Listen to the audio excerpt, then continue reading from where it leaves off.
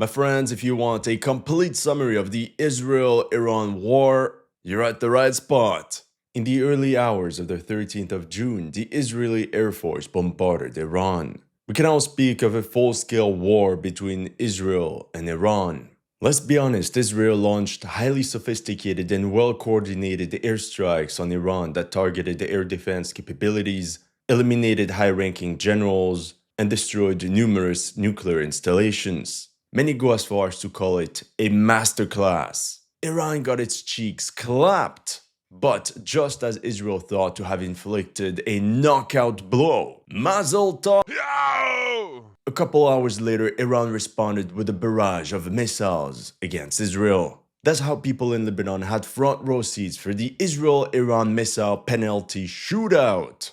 Habibi, regarde en haut, c'est trop beau. Same thing for the passengers inside this airplane flying over Saudi Arabia. And then the missiles reached Israel. In scenes straight out of Star Wars, dozens of missiles and interceptors are seen over the sky of Tel Aviv. And then it's in Haifa that an Iranian missile caused all the city to black out. Followed thousands of Israeli civilians running away and taking shelter from these retaliatory strikes. So what I suggest is that we go over everything that happened step by step. We'll analyze the Israeli airstrikes on Iran, and then the follow-up Iranian strikes on Israel. And since things are just getting started, we'll also cover the ongoing missile battle between the two countries. And at the end, we're also going to discuss nukes and a possible direct US intervention against Iran, the Pentagon's wet dream for 20 years. Grab your hummus, grab your falafel, and let's jump right in. Welcome to HistoryLegends, and here are the latest news of the Israel-Iran war. If you're new to this channel, make sure to like and subscribe. As you know, some of my videos have been targeted with limited or no ads. So make sure to check out my Patreon or PayPal to keep the show running. Thank you to everyone that has already helped, and welcome to the headquarters. How about we just start from the beginning? As a reminder, Israel is waging a war on multiple fronts. Not 2 fronts, but 5. There's Gaza, although the intensity of the fighting has decreased for the IDF and the bulk of Hamas forces went to Valhalla. Nonetheless, the battle is ongoing. Then there's Hezbollah in Lebanon, but their forces have been severely attrited, and we can consider them to have been knocked out of the battle for now. Plus the elimination of their entire hierarchy and their leader, Nasrallah. The third front is further away with the Houthis from Yemen. They're showing great resilience. Even the intervention of the US Navy could not defeat them.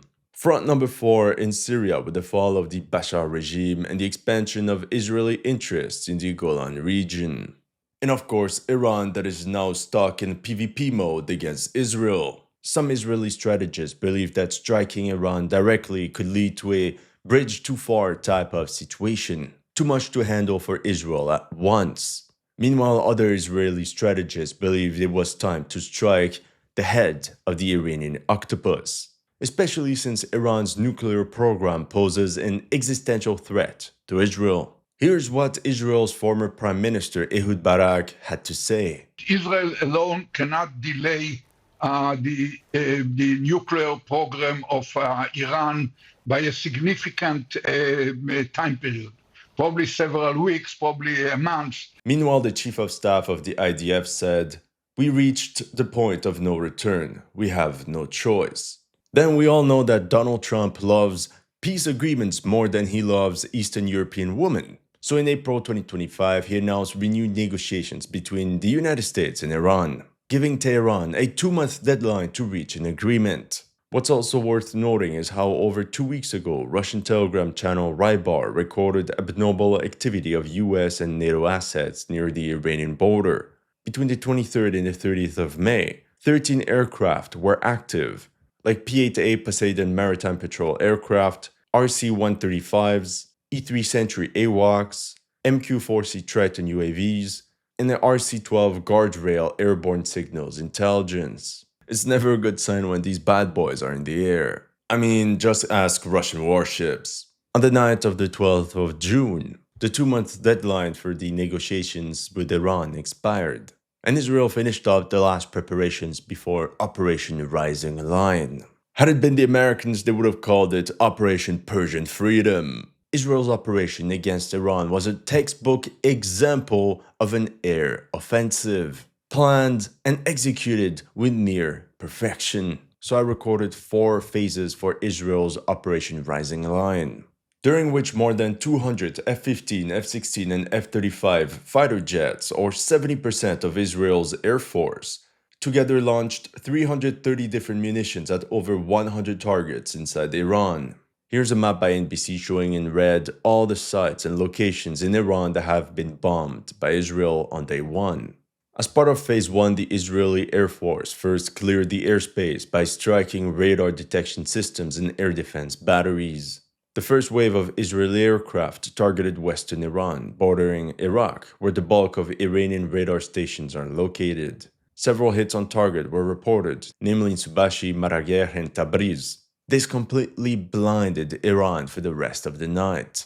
This was followed by systematic suppression of enemy air defenses to obtain air supremacy. The IAF declared to have targeted a number of SA-69s, the Iranian replica of the Russian S-300, but also short and medium-range SA-68s, SA-71s, and SA-63s. In this footage, you can see multiple surface-to-air missile launchers located right inside Tehran that were spotted and then destroyed by the Israeli Air Force.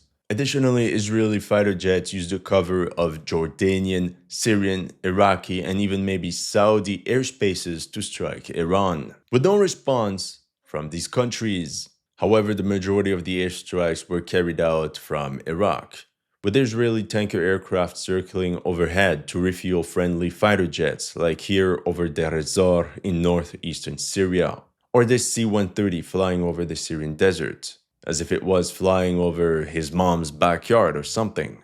A Iran reconnaissance drone was even spotted doing a home run over the Iranian city of Tabriz, 170 kilometers beyond the border. Israel's air supremacy was total. Personally, I don't understand how it was that easy for them. We talk of Iran as a great military power, and within a few hours, boom, no more air defense. How did they not expect this? With that being said, it's important to remember that Israel already degraded a significant portion of Iran's radars and air defense systems after similar airstrikes in April and October 2024. So the new operation was just a repeat of the previous ones, just on a much larger scale. However, to ensure the success of Operation Rising Lion, Israel also deployed other means. The dark side of the force. In a spectacular operation that they prepared many months ago, Mossad operators infiltrated into Iran to recon key installations and later to target Iranian air defense batteries from up close. Doing so, they could also overload Iranian air defense capabilities and cause a lot of chaos. As you can see from the following footage, the operators launched tactical drones from the ground and carried out pinpoint strikes on Iranian air defense systems. In my opinion, they used UAVs like the Skylark, which can be hand-launched from a static position, and managed by 2 operators through a mission-oriented, intuitive man-machine interface. And this is exactly what we've seen in the previous footage. 2-man teams. Although it only has a payload of 1.2 kilograms, it has a range of up to 60 kilometers. But then Iranian security forces also discovered numerous Spike ATGM systems that could have also been used to target critical military assets, but this time with a much bigger payload. As you can see on this picture, these ATGMs were specially modified for remote control, so Mossad agents just had to set up the launchers and connect them to the internet. We can also believe that Mossad operators infiltrated inside Iran with the help of Kurdish insurgent groups operating in western Iran near the Turkish and Iraqi border, or even through Baluchistan. Who knows? As part of Phase 2, Israel also destroyed Iran's missile launchers and some air bases like the one in Hamadan. Now that air supremacy was acquired, Israeli fighter jets could complete a side quest with the bros to gain some more XP. That's how multiple Iranian ballistic missile launchers were targeted and destroyed. As you can see here, the Iranians were concealing their missiles in simple containers that can be transported with trucks. Simultaneously, Israel also bombarded the Kermanshah missile base. All this was done to cripple Iran's retaliatory strikes. Followed Phase 3, where the Israeli Air Force seriously degraded Iran's command and control capabilities. Just like with the strikes that eliminated Hezbollah's leadership, Israel targeted high-ranking officers of Iran's Revolutionary Guards. In the middle of the night, high-precision air-to-ground missiles and bunker busters were launched in the direction of the capital district of Tehran. Here you can see how the missile went straight for the bedroom. Pure precision. However, the other strikes were, less surgical. Let's just say I don't want to have to deal with a surgeon like that. I mean, here, this entire tower just collapsed. In this one, you can see some of the buildings that were struck. Or this one where the top 3 floors of a building were just shattered. Or this multi-level tower, destroyed. As you can see on this map, the airstrikes mostly fell in the northern suburbs of Tehran, which are notorious for being very wealthy. And yes, this is where Iranian commanders had their penthouses. And only when everything was destroyed did some Iranian air defense units appear on the battlefield. But by then, it was already too late. The Iranian Health Ministry later deplored 224 deaths and another 1,200 injured.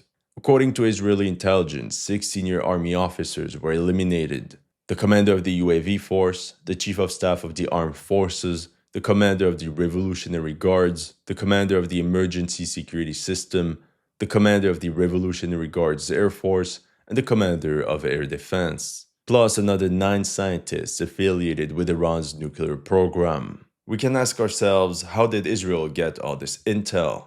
Who's the mole? Which leads us to Phase 4. Israeli strikes on Iran's nuclear facilities. It's important to remember that on the 11th of April 2021, an explosion and blackout struck Iran's Natanz uranium enrichment facility, which is widely attributed to Israeli sabotage.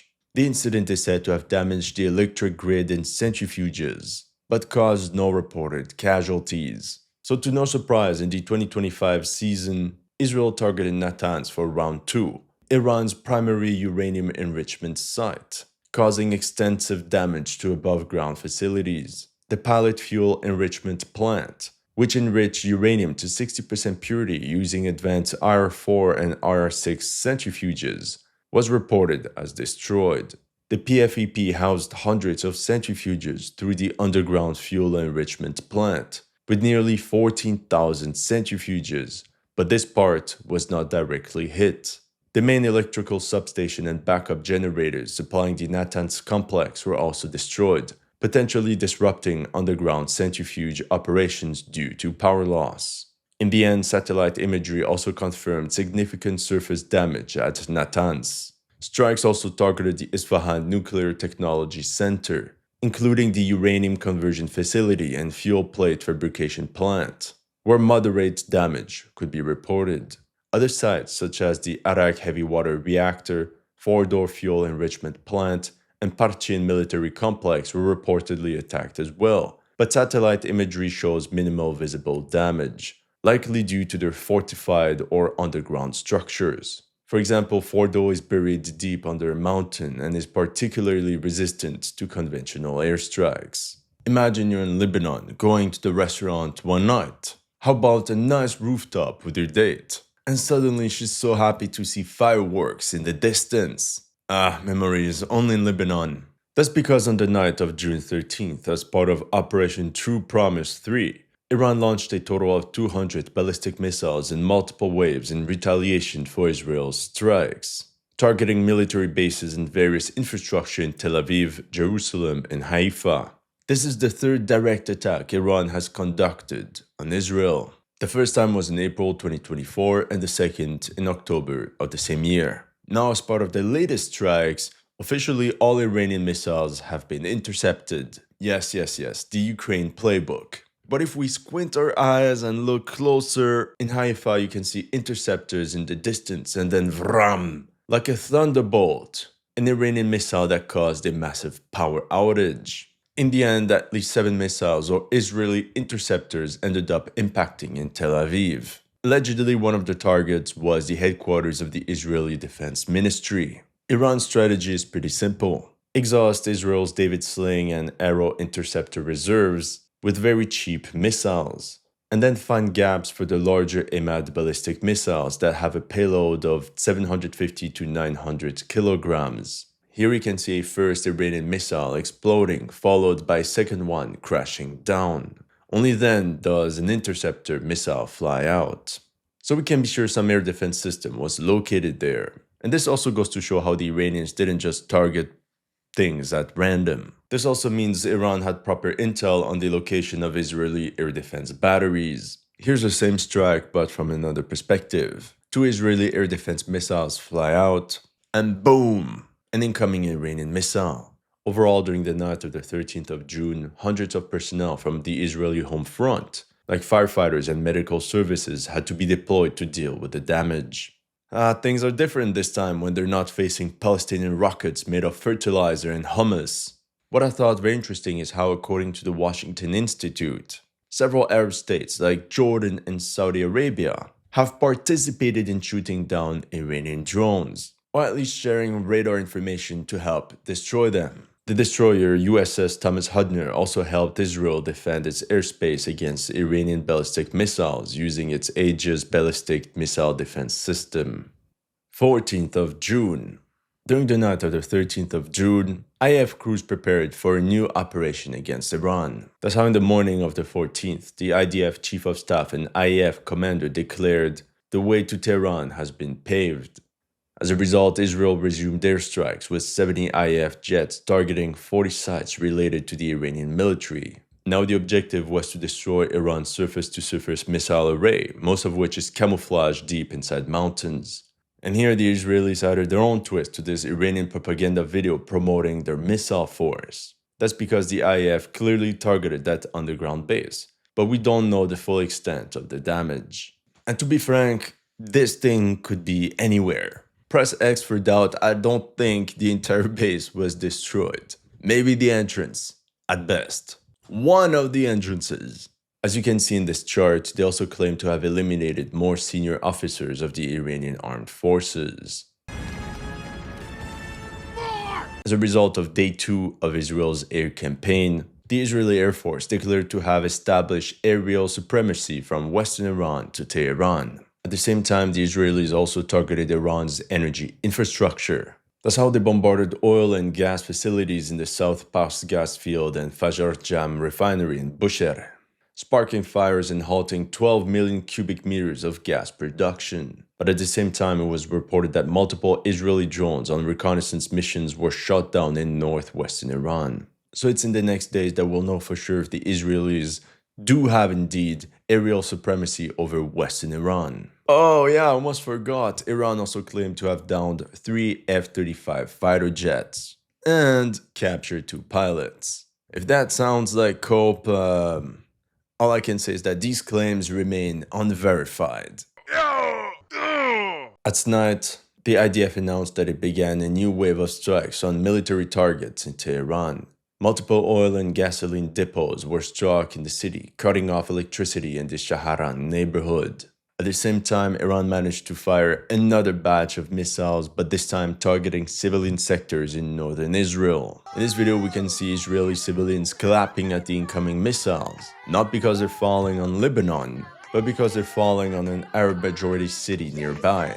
We can also mention how a fire broke out at an oil refinery in Haifa, where pipes and transmission lines were damaged. Just like I said in my video about the Israel-Hezbollah war, Haifa is really a prime target for Israel's enemies. Hezbollah could definitely launch a massive bombardment campaign against all sort of infrastructure across Israel, including targets in dense urban centers like Haifa, Netanya, and even Tel Aviv. So a primary target could be the port of Haifa in the north of the country. It's Israel's main port as it handles 30 million tons of cargo per year. A strike on the port of Haifa is to be expected. We just have to look at all the logistics infrastructure that Hezbollah's drones recorded. Both Haifa and Ashdod's oil refineries are within strike distance of medium-range rockets and long-range missiles. What's funny is what I thought Hezbollah would do is actually what Iran is trying to achieve. 15th of June. In the night between the 14th and the 15th of June, 50 fighter jets from the Israeli Air Force continued airstrikes against Tehran, this time focusing on the nuclear headquarters. There were also some labs and research facilities related to the nuclear program that were bombed. Apart from that, they continued their search and destroy missions for Iranian missile launchers as well as missile production sites. The IAF even struck an Iranian aerial refueling aircraft at Mossad airport in eastern Iran, approximately 2,300 kilometers from Israel.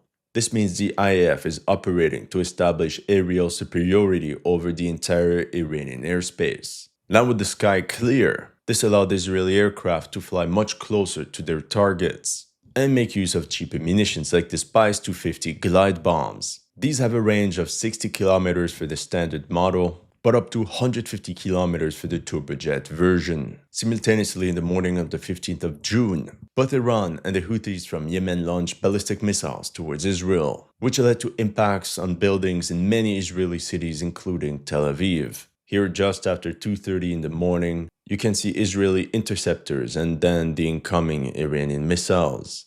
Overall, 61 buildings were damaged, according to Mayor Zvika Brot.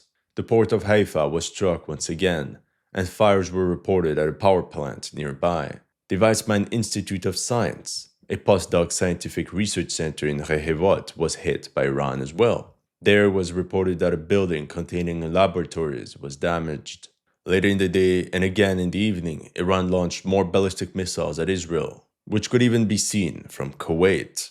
Some sources claim that Israel air defense capabilities would start to degrade over time. For example, near the Nevatim air base, an Israeli Arrow 3 or THAAD surface-to-air missile went berserk due to a malfunction and crashed right next to the launcher. In warfare, that's as close as we can get to an own goal. Or in this footage where we see 7 interceptors being fired, which indicates a THAAD missile launcher since it has 8 tubes. But then we see an Iranian missile exploding right next to the air defense launch site. For sure, it inflicted considerable damage to this air defense battery. But of course, for such things, the IDF is going to remain very silent. Also, after the videos that were released by Mossad, Iran is now waging a massive campaign against spies, especially targeting foreign agents operating inside Tehran. Apparently, such operators are behind explosive attacks that are taking place across the city. Iranian security forces also executed some spies already. And they also found a warehouse with Israeli kamikaze drones filled with 3D printed components and explosives. Just think of all the intel that was gathered by Mossad agents on the ground. If the Iranians are now freaking out, it's because a lot of intel was being leaked. The 16th of June. In the early hours of the 16th of June, the IAF reported to have neutralized UAV launchers in western Iran, UAV containers, as well as 2 Iranian F-14 fighter jets at an airport in Tehran. But spoilers, what was reported as a brilliant victory was much less glorious than expected. Those were just abandoned airframes that were there since 2022. Overall, 50 Israeli fighter jets were involved in this new round of strikes. They declared to have destroyed 120 enemy surface-to-surface missile launchers. But realistically, we only have visual confirmation of a handful of units being destroyed. Israel also struck Iran's state TV building, which you can see in flames. We even have footage of the moment news anchors had to take a quick chai break as the building was getting bombarded. And in this video, you can see the hills around Tehran wrapped in flames. That's because the Revolutionary Guard's headquarters just got obliterated. Now let's take a look at Iranian strikes on Israel, which are now becoming a daily thing. It seems that they struck Haifa once again, as you can see with these towers of smoke rising from the port. Reportedly, some missiles even struck the Ben Gurion airport with medium-range ballistic missiles. 17th of June. The day started with an Iranian missile falling near the Mossad headquarters in Herzliya. The Revolutionary Guards launched a couple more missiles, but much less than in the previous days. At night, the sky over Jerusalem was covered by a dozen missiles as Israeli air defense tried to counter them. Some hits were also recorded in Tel Aviv. And for the 3rd day in a row, an Israeli interceptor scored an own goal. Overall, by day 5, it seems Iran got much more timid in regards to its missile campaign against Israel. Now as for the other side, 60 fighter jets of the Israeli Air Force launched a renewed raid against Iran. This is also becoming a daily thing. Some targets were struck near Tehran. Meanwhile, in western Iran, they targeted the Ilam petrochemical plant.